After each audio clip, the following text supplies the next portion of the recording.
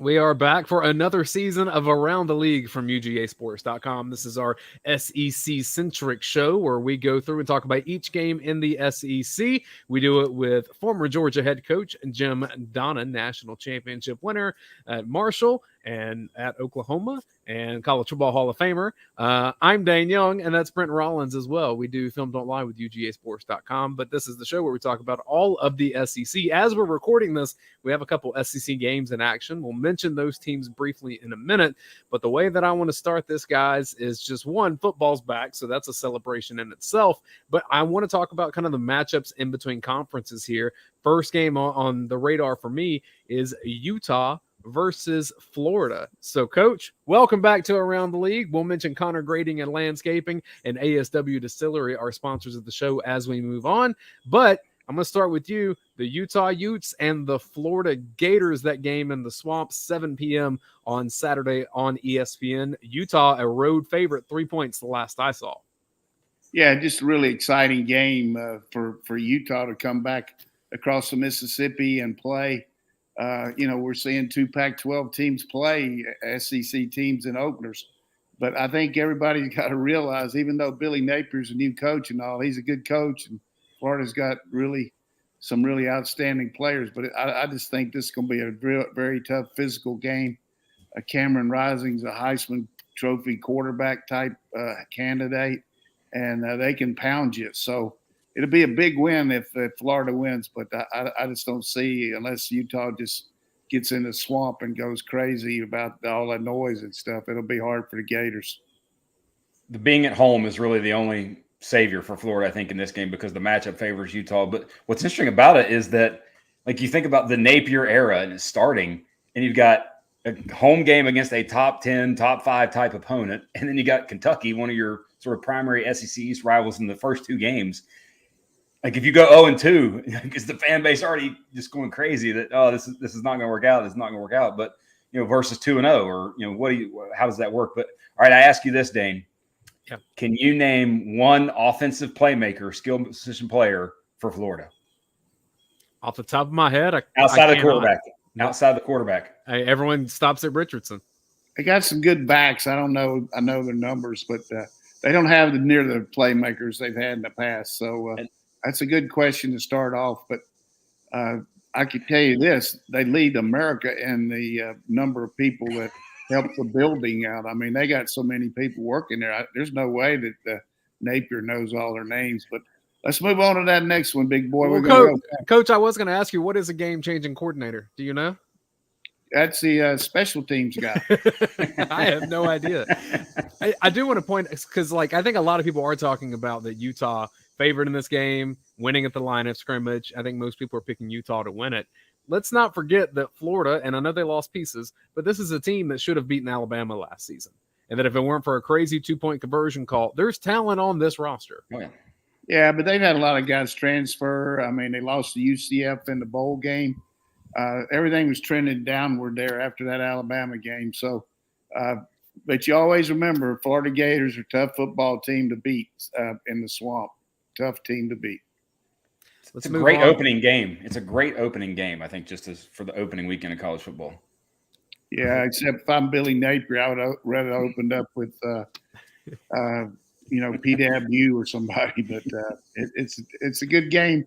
Like you said, two straight weeks. They're going to go against the Wildcats next week, too. The first 4 games that we talk about, we're kind of calling this our main course. And what Coach is saying is that Florida would rather be a cupcake this week to start off its slate. Another one of the marquee games here is number 23, Cincinnati at number 19, Arkansas.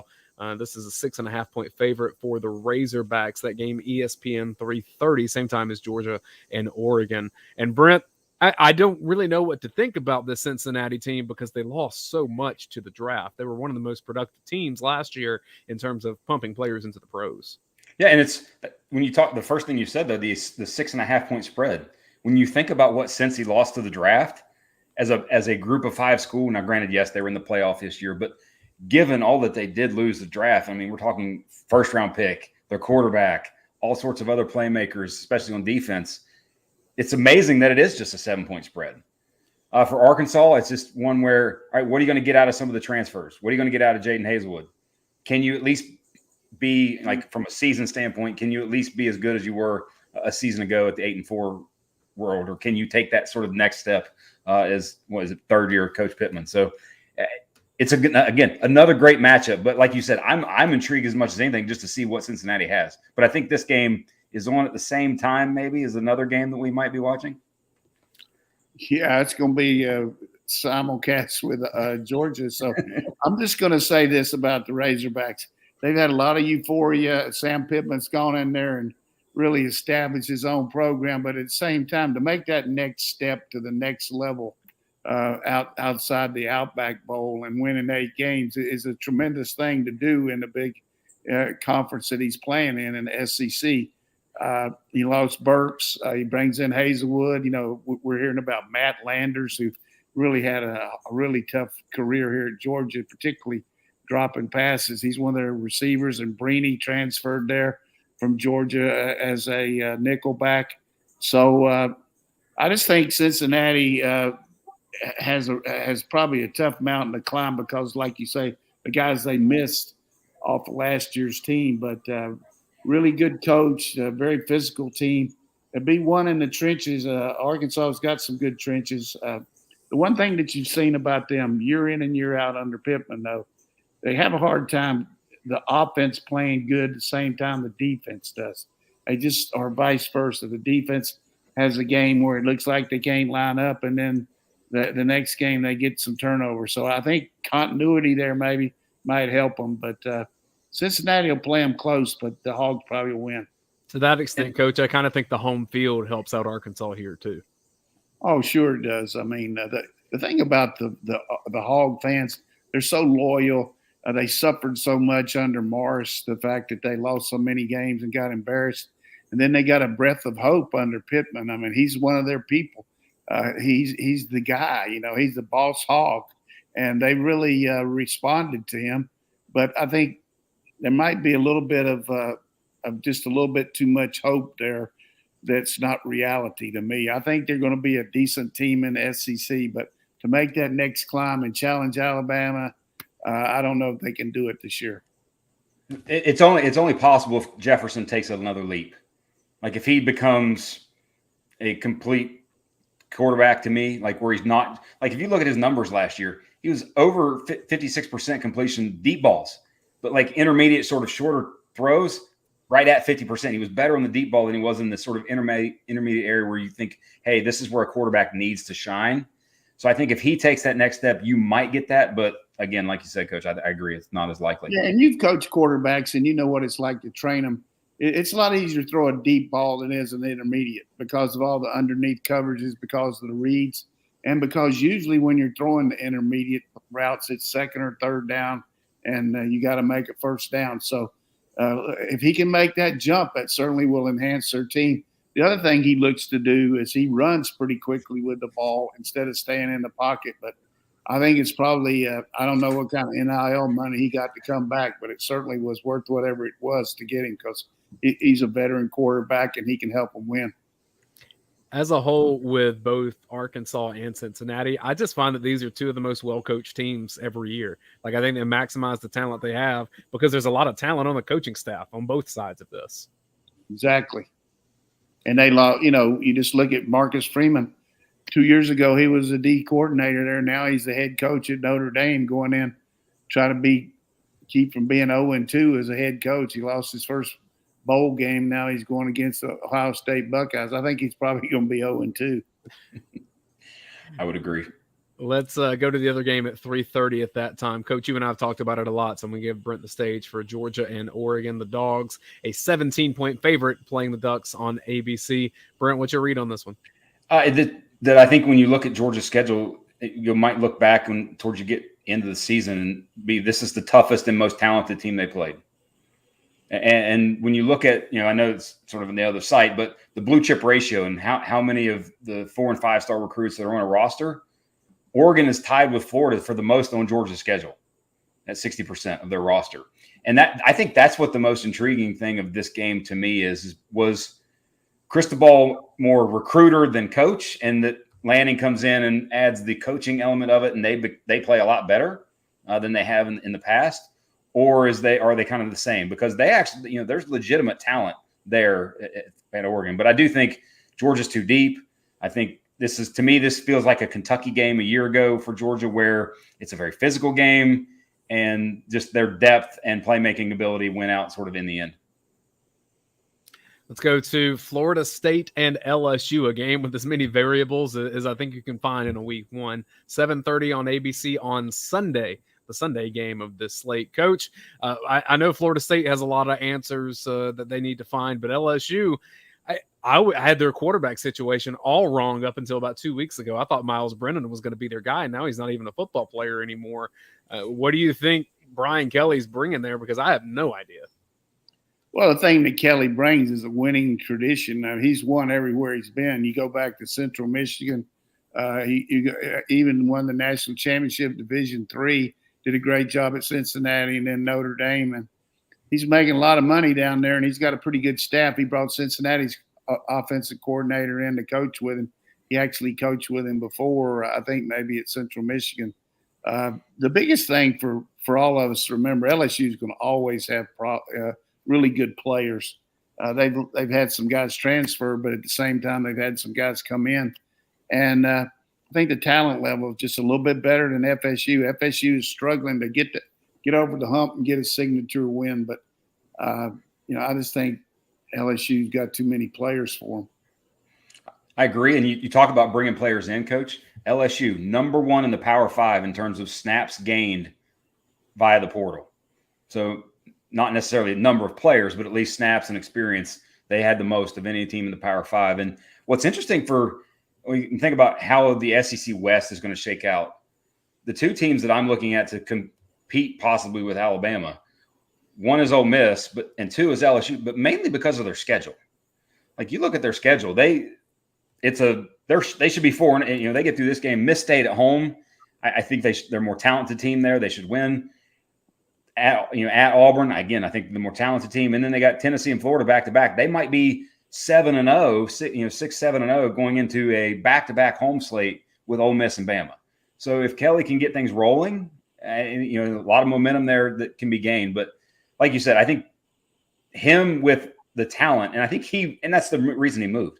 He realized that in the end, I need that level of talent to get that ultimate prize versus what he always was. He moved for the money. He got the money, but he also, got tired of getting his pants pulled down in the big games. I mean, they just got they did a good job coaching and everything, but they just got out.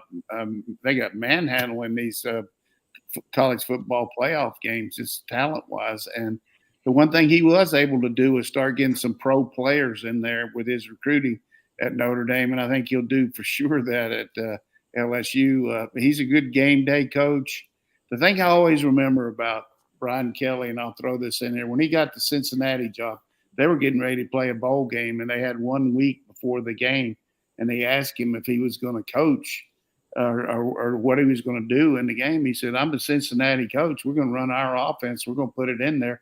And they said, "Well, how long is it going to take you to get this going?" He said, "About 2 minutes."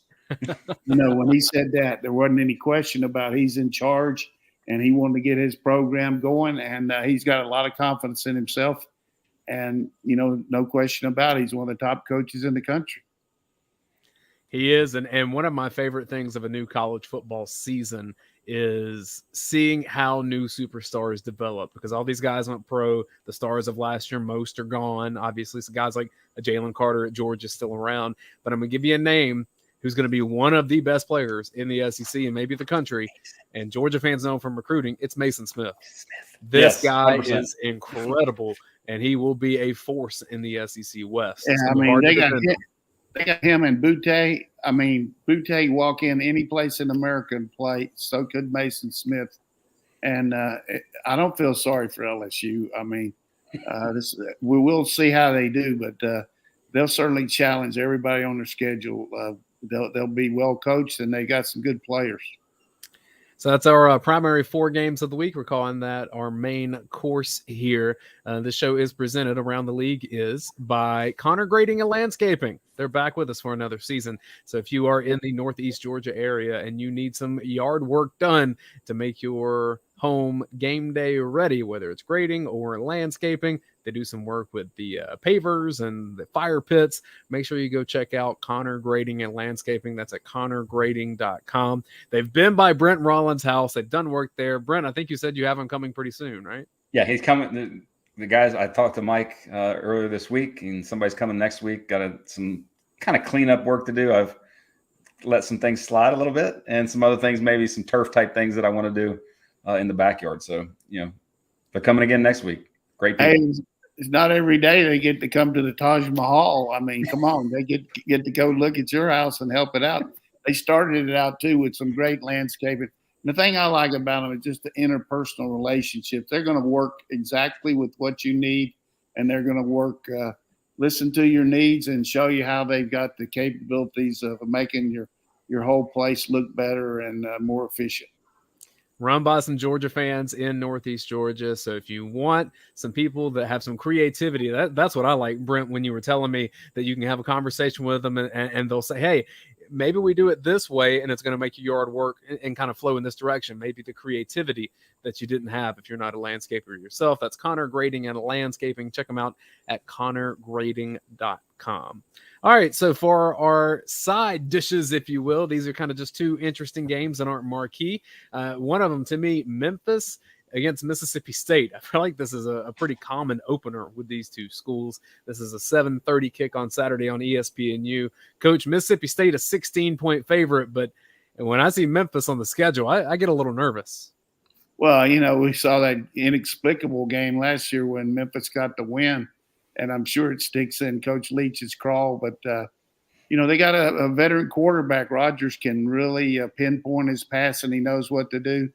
Memphis has got a style that we'll probably see some of against Georgia, against Oregon, and the fact that Dillingham, the offensive coordinator, was at Memphis.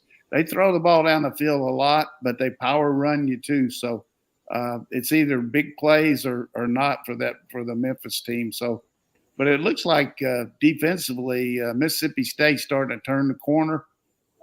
Probably should win. I don't know if they can cover the 16.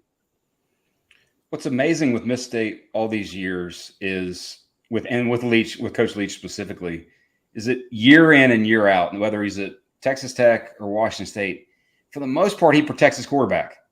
I mean, as many times as they throw the ball, and now granted, obviously, how far down the field they throw it, how quick the ball comes out, that impacts a lot of those things. But you look at what Charles Cross, who was a top 10 pick, what he's doing in the preseason with Seattle, he's going to be their starting left tackle, like legit big-time player.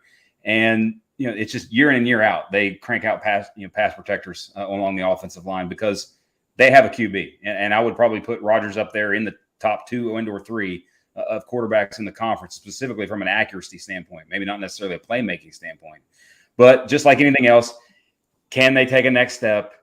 They're probably going to get someone, and it's a matter of who. And I think, I just, can they get the 9 wins? I think if they get the 9 wins, that's an utterly successful season for them. You talked about if LSU can get off to a hot start. I think that's the case for Mississippi State. I think the biggest question with them is going to be depth and how they manage the season. But like you said, I think they can compete with pretty much anybody with that passing game. Like, even when Georgia played it a couple of years ago in Athens, that was a bear of a game because Georgia just had to stop all these 3-yard passes, and it's not fun to go against. You can't get off the field. It's kind of like playing the wishbone. The offense is sitting over on the sideline saying, we want to get out there, but you better be careful because they know what they're doing, and they're going to, besides protecting the quarterback, they get rid of it very quickly, and they got just a myriad of different screens behind the line and do so many good things. But the thing about it, they got a tremendous win last year at A&M, which was kind of a signature win for that team to go on the road and beat an A&M team that, even though they had beaten Alabama, that was just a tough loss for them. Kind of took the stinger out of A&M, I thought. The other interesting game in the same window, 7:30 on ESPN Plus, Georgia State at South Carolina. And I know there's a lot of feel good around South Carolina right now, Brent, but we've seen Georgia State in openers really give people all they can handle. Yes, 100%. Just ask Tennessee fans, right? Is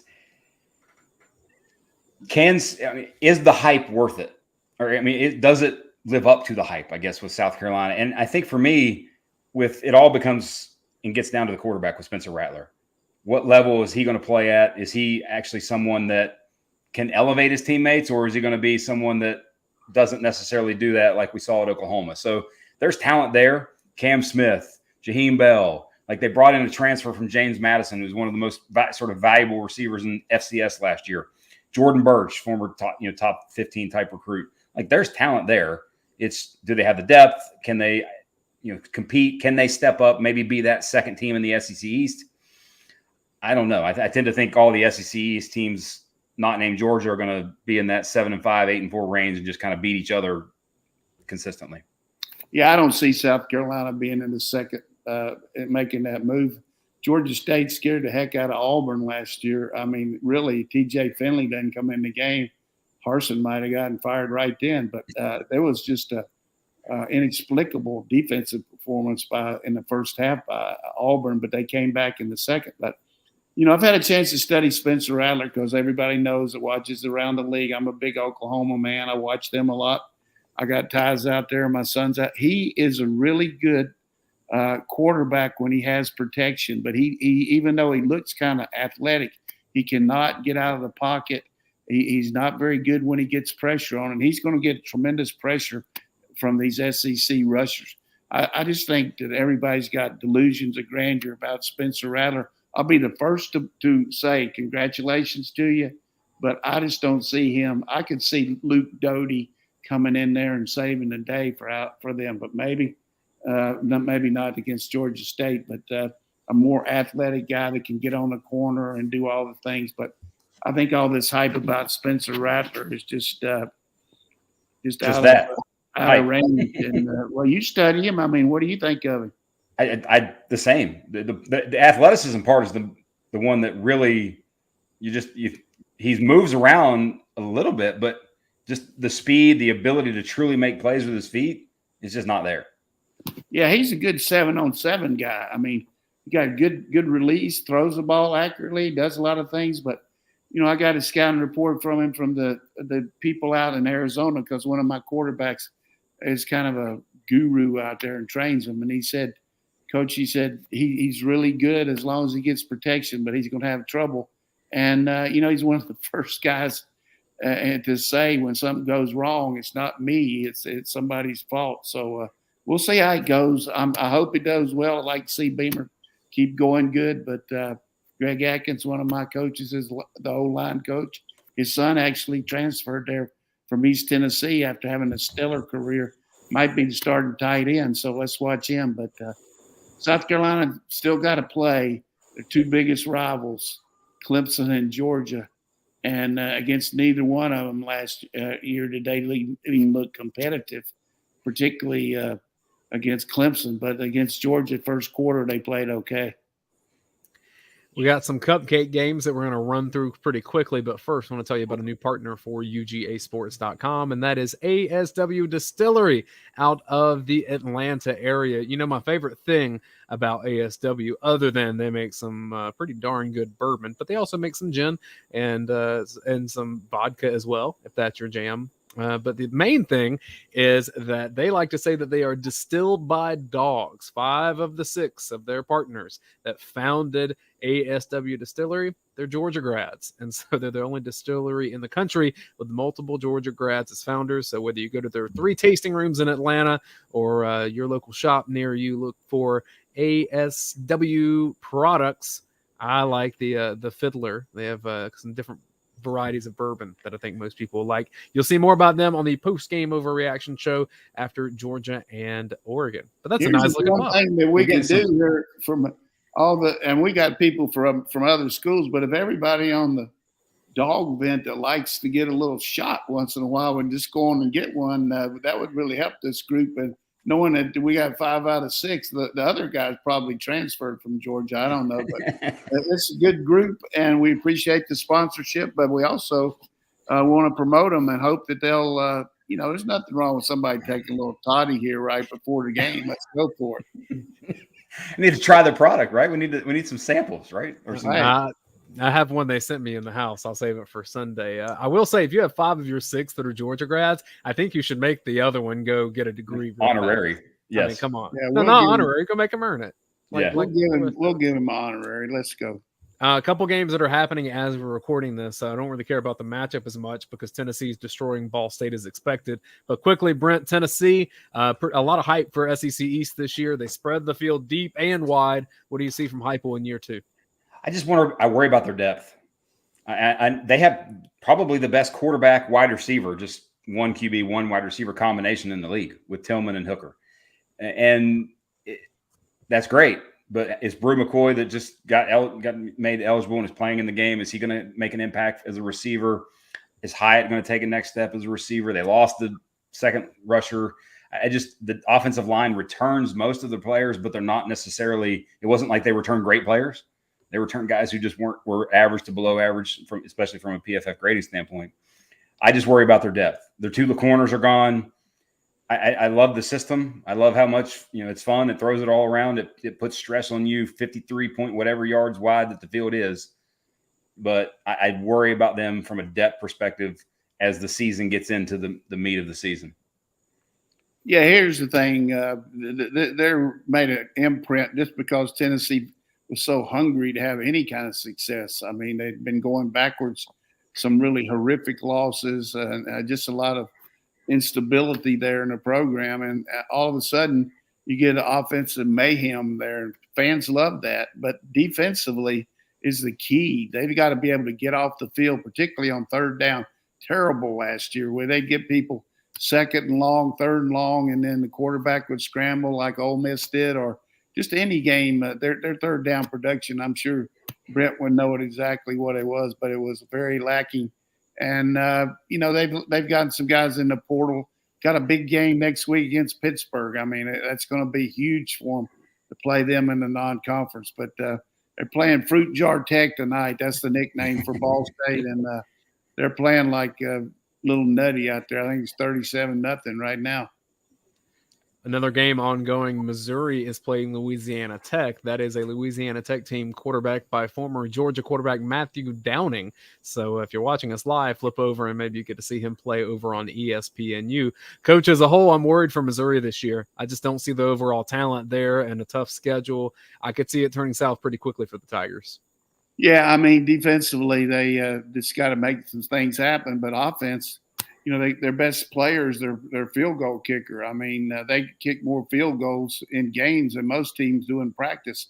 I mean, they really don't worry about kicking field goals. They never go for it. They just kick field goals, even when they're getting their ass beat. But I don't understand it. But certainly he's got his own method. But they got this Luther Burden, that wide receiver that Georgia really wanted and thought we had. And he's supposed to be a spectacular player.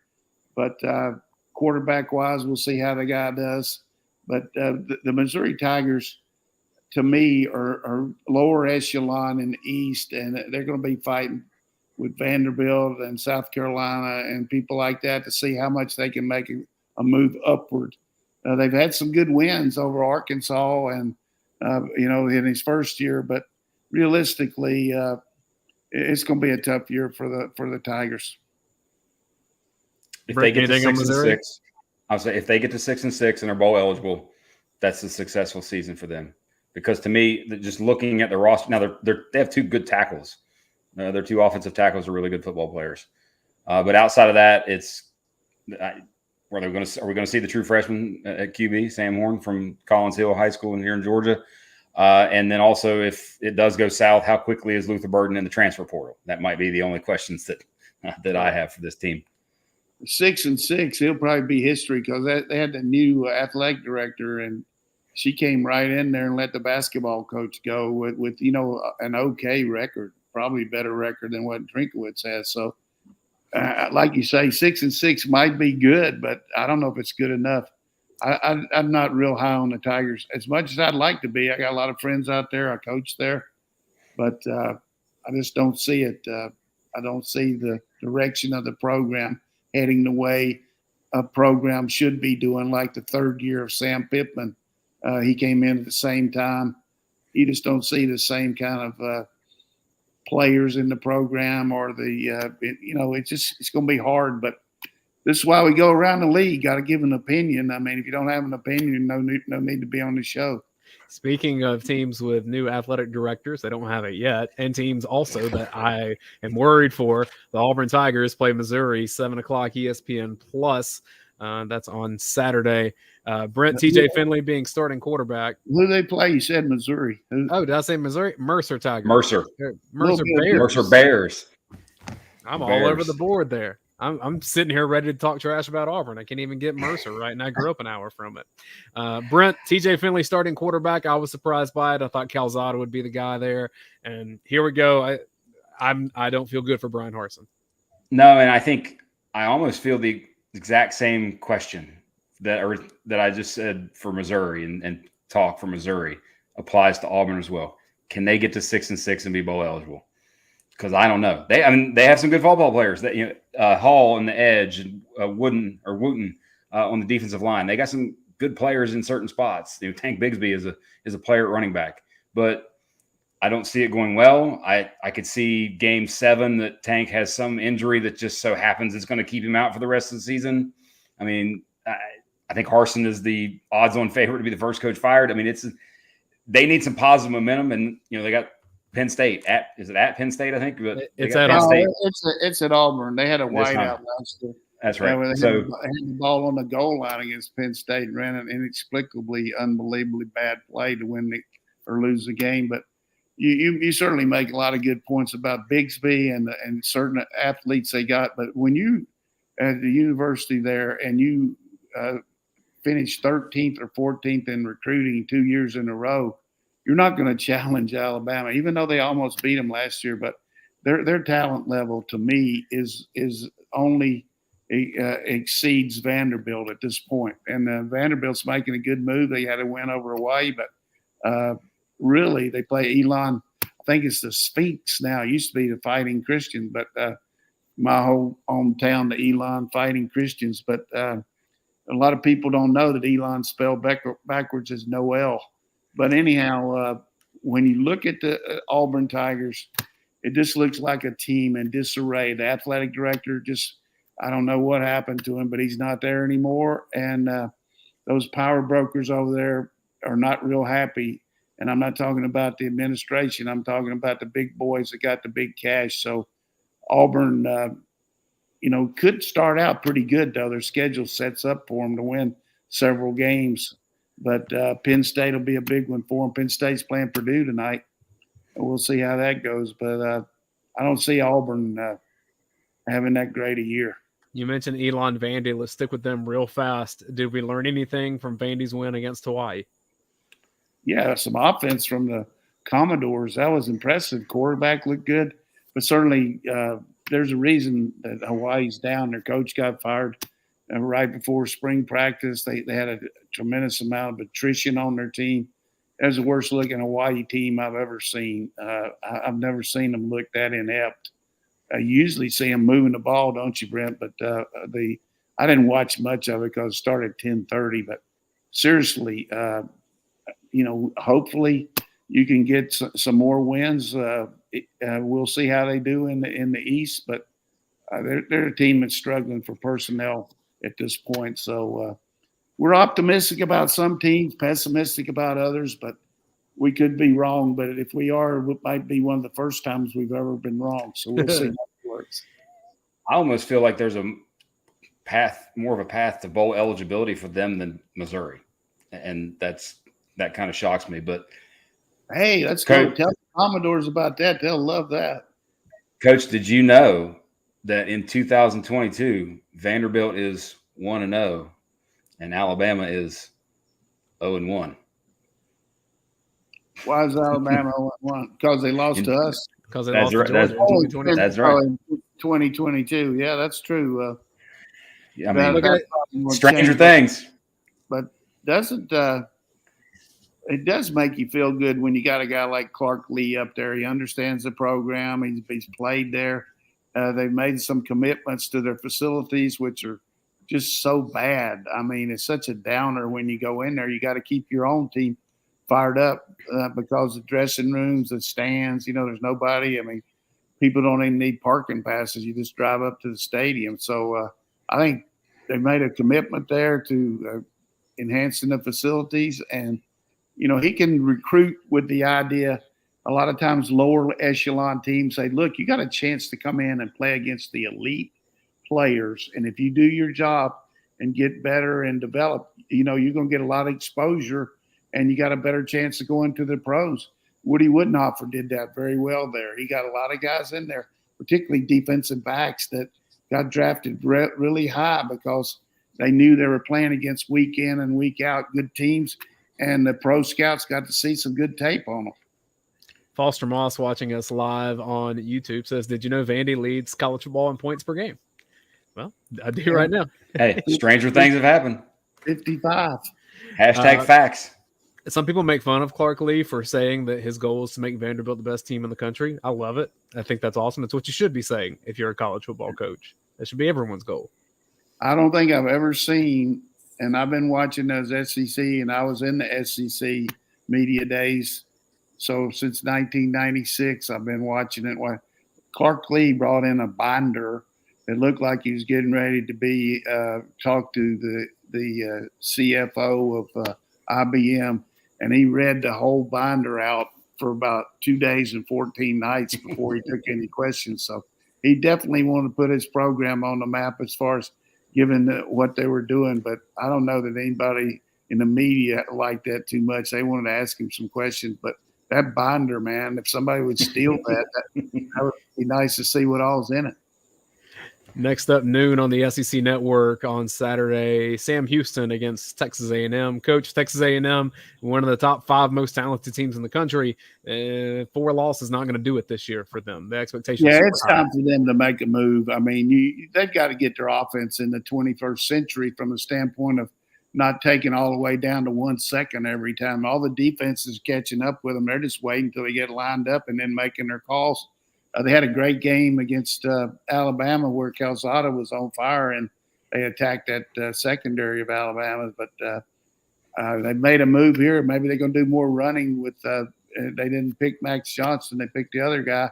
And they certainly got the talent level. They got a new defensive coordinator, came in from Ole Miss. Their D coordinator went to Duke as the head coach. It's showtime for Jimbo. I mean, it's time to step it up. 8-4 not going to get it. 3 out of 4 years, they've lost at least 4 games that he's been there. Only in the COVID year where they were 9-1 that year. But my bold prediction for this team is that in week 3 they have Miami. Miami will be 2-0. They'll be 2-0. It'll be a top 15 matchup. Max Johnson will replace Haynes King. Max Johnson will finish out the rest of the season for them at QB, and that will be the catalyst for them. Yeah, I hope Max. I mean, I'm pulling for Max. I mean, he went to high school with my grandson. He's a good kid. I was hoping he'd win the job, but at the same time, they got their reasons for picking a guy. But he's just not a passer like you got to have in the SEC. Reminds me a lot of the guy playing for the Ravens, Lamar Jackson. Can he make a throw on 3rd down when everybody knows you're throwing it? He's certainly going to run and everything, but I don't know. Haynes King, he got hurt against Colorado too, last year, and he had already won the job. But I guarantee you their team will line up as pretty as anybody. Their athletes look as good as anybody in the country, and they just got to put it all together. 4 o'clock on the SEC Network Saturday, 21.5-point favorites. That's Ole Miss against Troy. Brent, a team that really hopped in the portal super hard, was Ole Miss. Just a new composition for the Rebels. Zach Evans is going to have a lot of numbers and do a lot of good things in that offense. And they, to me, like I said, the schedule part for them, I think they're going to be 7-0 going into the LSU game on October 22nd. And that at that point, you're rolling with a lot of confidence. Whoever's playing quarterback for you is playing with a lot of confidence, and things are going really, really well for you. Yeah, you're going to have a new offensive coordinator, new defensive coordinator. It's going to be interesting to see if Lane takes over the play calling duties. Charlie Weiss Jr. coming in there from Florida Atlantic. He was with Coach Kiffin when he was head coach there. Charlie Weiss Jr. is supposed to be one of those Rain Man type guys. He just remembers everything, can really disperse the team. knows football. I mean, his dad was a great play caller. So, but the big thing for them, can their defense continue to improve? They made good improvement under Durkin last year, but now they got a new D coordinator. But still wasn't great on defense. They had to outscore everybody. And then Matt Corral was part of their running game. He could do so much running the ball. Evans, as you mentioned, could be a really good transfer in from TCU. Kiffin is an excellent coach. He knows how to get his team based on what their abilities are to play to their maximum. That's a team that scares you anytime you play them. 7 o'clock on ESPN Plus, Kentucky hosting Miami of Ohio. And Coach, it was 2 weeks ago that John Calipari took an interest in Kentucky football, saying that it's a basketball school. And then it was last week that Kentucky talks about suspensions on the football team. Is that related? I don't know. Yeah, I just don't think that's very good by John. I don't think the only thing he did was he helped them schedule this schedule, because it looks like their basketball schedule and the Cupcakes are playing. They have got some unbelievable wins. They're going to be 3-0 on their non-conference, and then they've got Louisville, who's improved. But they got probably 3.5 wins starting the season. They got a really good quarterback in Levis. And what's the situation going to be with their running back in the second game? He's up for a DUI, and he's going to be suspended the first game. Will he make it the second game? Miami of Ohio is a team that really does a good job with the players they have. They've had some good wins, but I look for Kentucky to just go out and blast them. This is the first season for me that Stoops has just a lot of question marks. Like, they lost all the playmakers. They lost a lot of the offensive line. They lost their best players on defense and most experienced players on defense. They're just having to replace a lot and it's not like they brought in guys. They brought in the receiver from Virginia Tech, the Robinson kid, but it's not like they brought in a ton. So they're replacing based upon the recruiting and their own development. And, that's the case. Now, also the OC part, they completely changed their system. They go to the sort of Rams, McVay, Shanahan type system. They bring in another guy, Scangarello or something like that's also in that mold, but it's been a while since he's called plays. Levis last year, second most in the conference in terms of open or wide open throws that he made. I think there's a lot of questions, and this is possibly a sort of regression team for me. One final team, and that's because these are all non-conference games. Typically, our shows won't go this long. 7:30 on SEC Network. Alabama, a 41.5-point favorite against Utah State. This is a bit of a cupcake start, but Utah State is 1-0, Coach. Yeah, Utah State had a great year last year. They do a good job of spreading the field, but they're going to have a hard time against this Alabama offense. Alabama's running game should be better than it was last year. Defensively, they're going to get a better defensive front. Got some bigger guys now, and their secondary had a lot of holes last year, a lot of injuries, but I think they'll be markedly better than they were. So this is an Alabama team that'll crush Utah State. Just overall, looking at Alabama this year, to me, the one impact player that they brought in that changes everything for them, to me, is Gibbs. And that's Jahmyr Gibbs from Georgia Tech, because they've existed now for a few years with explosive receivers and good quarterback play. And you knew you were going to get that, and they were going to be able to create it because of how good Bryce Young is. Najee Harris, with his level of play at the running back position, brought a whole nother dynamic for them. And Gibbs for that is me, or for me is that. Bad said there. But just the other part for them, bringing in Kentucky's offensive line coach, I mean, I had very much sort of worries. I think they're an injury away from being in trouble in the offensive line again. I have some questions, but obviously the talent and how good Bryce Young is and Will Anderson and all the guys that they have are going to outplay and be just fine against most of their opponents. Let's wrap things. I was just basically going over that game. I didn't know we were going to break down their whole. You did a good job. Well, you did such a good job of the game, Coach, that I just went. Okay, but that's good. They got some holes. There's no question about it. But what do we got next? We're going to wrap each show with a bold prediction from each of us. And some of these are going to get a little wonky throughout the year. We get that. But the bold prediction each week brought to you by Connor Grading and Landscaping. So I'll begin. And my bold prediction is not only will Auburn not get bowl eligible, I think Auburn will be the worst team in the West, a 4-win Auburn Tigers team. Okay, what about you, Brent? Well, I kind of preempted mine already, right? I said, did I say that already when I said I think Max Johnson takes over in the third game in Miami when Texas A&M is struggling, takes the job there and runs with it the rest of the way. Coach? Hey, that's really stepping out now. That's for sure. I just feel like that Arkansas is going to have a good year. I just don't know if they can have the kind of year everybody wants them to have. So I'm pulling hard for Sam Pittman, but I don't see Arkansas improving that much on those 8 wins this year. Well, that's our first episode of Around the League. Make sure you support the people who support us. Connor Grading and Landscaping, ASW Distillery. We appreciate them for sponsoring Around the League from UGAsports.com. We'll be back next Thursday, 8 o'clock for head coach Jim Donnan and Brent Rollins. I'm Dayne Young. Football is back, baby. Football is back. Thanks for watching.